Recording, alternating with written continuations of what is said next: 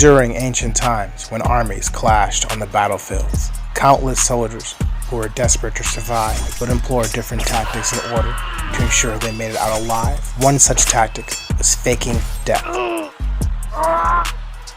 During the age of combat with swords and spears, soldiers realizing that their side was facing certain defeat and realizing that they had no chance of escape would oftentimes pretend to be struck and fall down, oftentimes using the blood of fellow fallen soldiers to fake mortal injuries. One such example that was quite common during siege warfare was for a soldier to take arrows and jam them into their armor and then drip goat's blood or pig's blood onto themselves. So when conquering armies passed them by, they would appear dead, and once danger had passed, they would escape into the night. However, this tactic of desperate survival was usually only effective if the enemy was pursuing other retreating soldiers.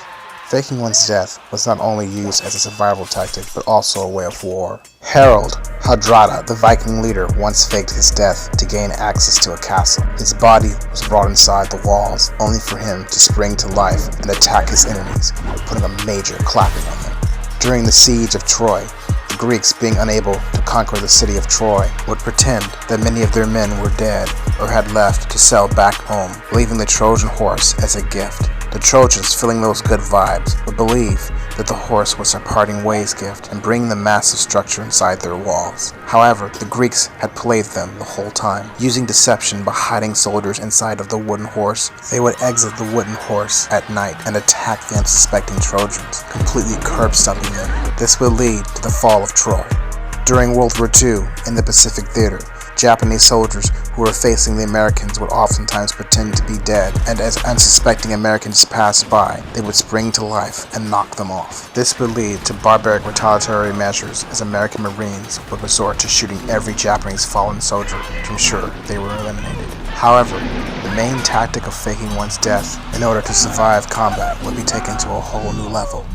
During the Napoleonic era, were times when people stood straight up and aimed their muskets at each other. Soldiers who wanted to fake their death could easily pull this off, as both armies lined up in a firing line to shoot their muskets at each other. All a soldier would need to do is wait, and if he was lucky enough to survive the first volley from the enemy, all he would need to do is fall to the ground as though he were dead and lay there. Regardless of which side won the battle, if he was able to remain still long enough, his chances of escaping after the battle were very high.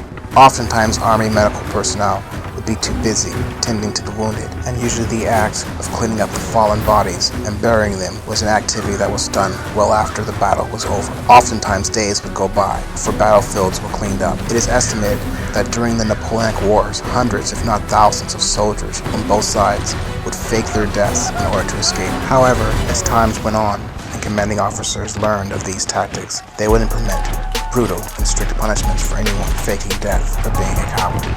These punishments would be enforced by military police and usually led to an on-the-spot execution for anyone pretending to be dead or hiding. However, desperate soldiers would turn to another way of escaping battle before it had even begun. During the brutal trench warfare of World War I, soldiers would intentionally injure themselves using grenades or pistols to inflict non-life-threatening wounds in order to be sent home or escape the horrors of the front lines. This act carried significant risk as it was considered an act of desertion and was harshly punished if discovered. However, even in today's conflicts around the world, the act of faking one's death in order to escape is a practice that is still in use by countless soldiers all around the world today, but you will probably never hear about them because who wants to be labeled?